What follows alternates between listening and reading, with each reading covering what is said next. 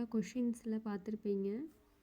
இந்த கொஷினை எப்படி சால்வ் பண்ணணும் அப்படின்னா, ஒரு ரூட்குள்ளே கண்டினியூஸாக ரூட் கொடுத்து நம்பர் வந்திருக்கு அப்படின்னா அது இன்ஃபினிட்டியில் இருந்துச்சுன்னா ஸோ நீங்கள் இதே நம்பரை எடுத்து அப்படியே எழுதிடலாம். ரூட்குள்ளே என்ன நம்பர் இருக்கோ அதை அப்படியே எழுதிக்கலாம்.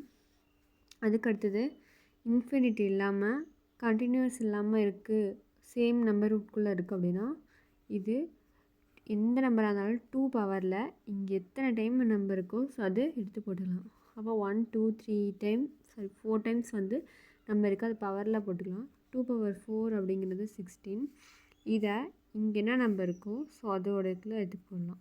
5 பவர் 16. 16 டினாமினேட்டர்லையும் நியூமரேட்டரில் இந்த டினாமினேட்டர் -1, அப்போ 16 - 1 15. ஸோ இதுதான் இதனுடைய ஆன்சர்.